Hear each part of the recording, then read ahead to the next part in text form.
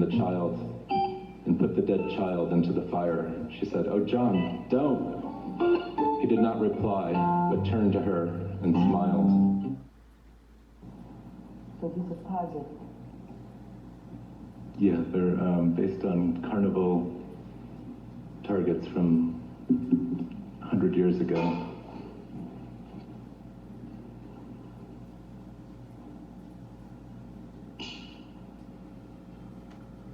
Have you shoot somebody? No, I've never shot anybody. You never shot anything? No, I've shot at things. What do you think? When I was a kid, I used to shoot at cans and bottles at my friend's house with a .22 rifle.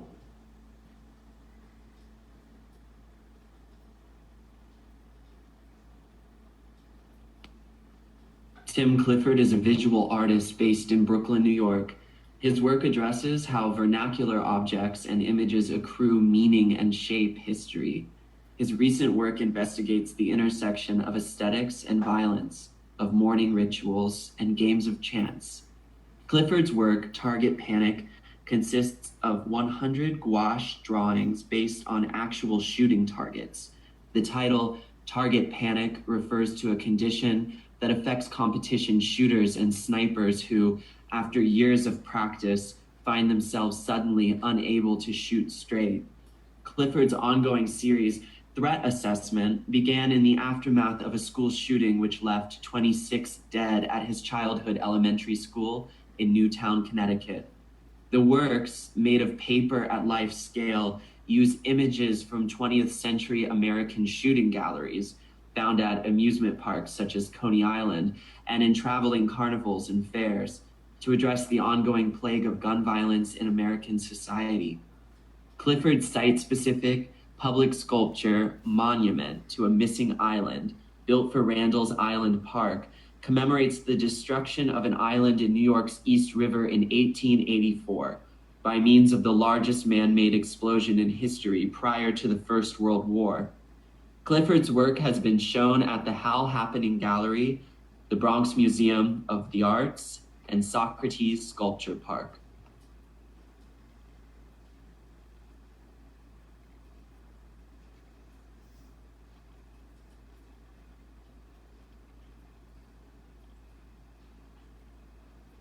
We go video.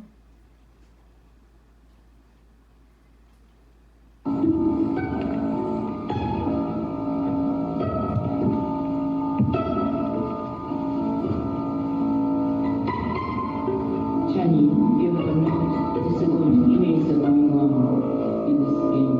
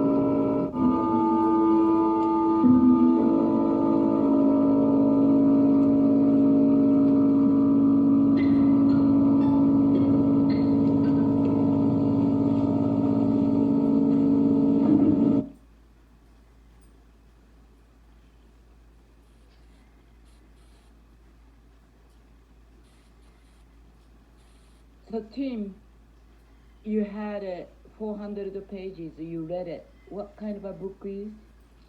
It's called Testimony by Charles Resnikoff, the United States, 1885 to 1915, a recitative.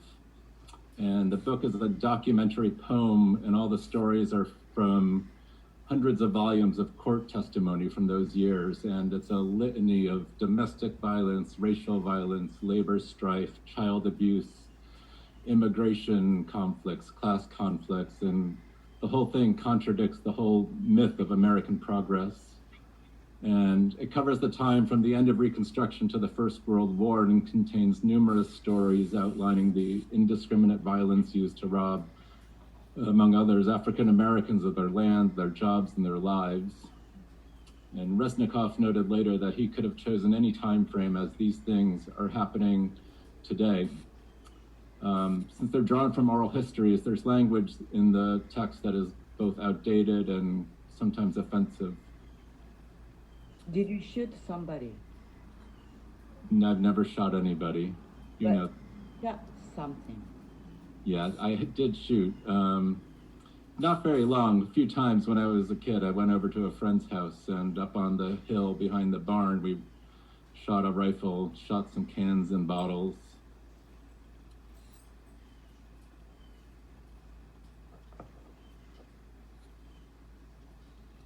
So which page is it? You Uh, going Start reading on page 88.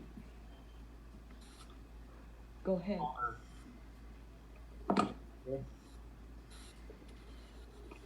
Haller was drunk.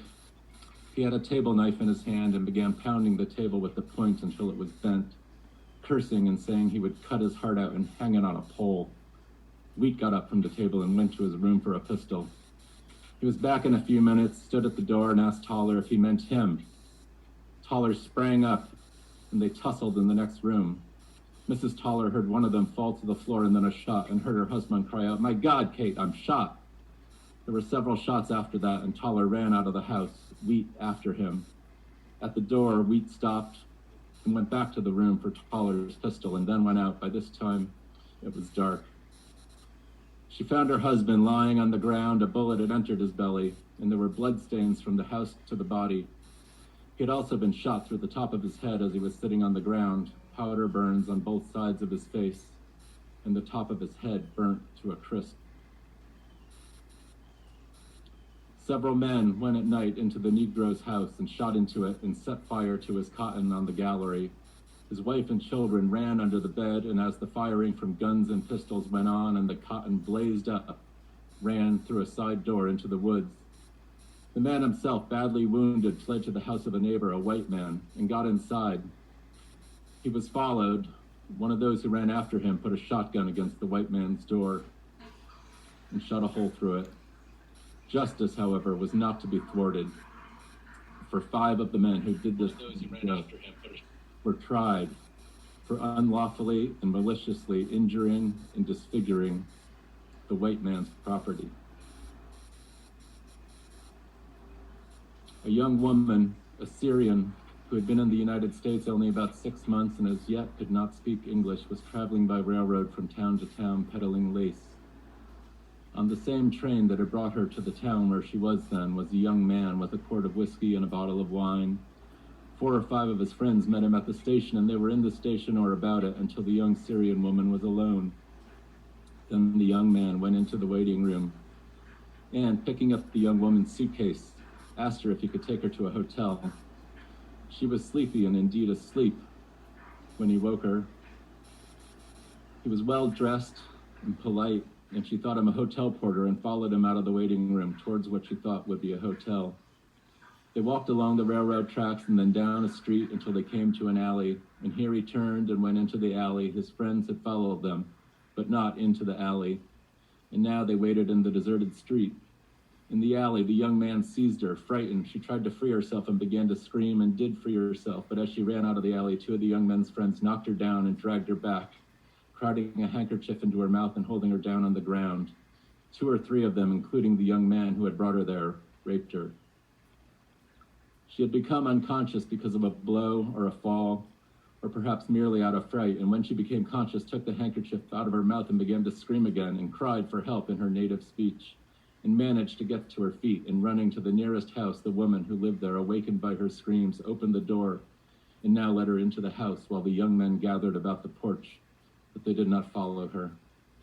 The doctor found her arm badly wrenched, her breasts bruised, her underclothing stained and soiled, and her private parts torn. A lesser matter was that her waist was torn, and a small bag in which she kept 2 gold coins hanging from her neck was gone, as well as the handbag in which she had carried and in which she had $2 or $3.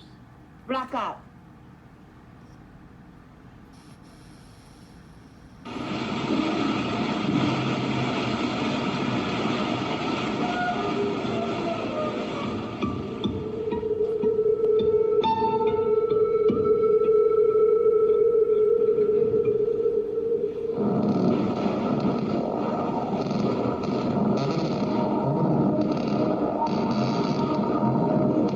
young woman, a Syrian living in the United States over the last 6 months, and as yet could not speak English, is traveling by railroad from town.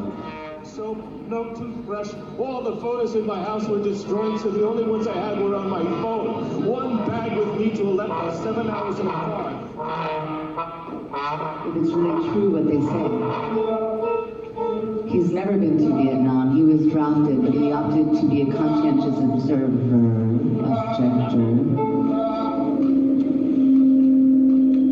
And then with the index finger on the right, try to touch your nose while eyes closed. Try to do it with the left while eyes closed. Open your eyes and bend the elbows. Me too. Do you want to know what happened to the Yemeni guy, or could you guess what happened to him? Yes. You could guess? Consideration of the question leads to the conclusion that the petitioner is not eligible for citizenship.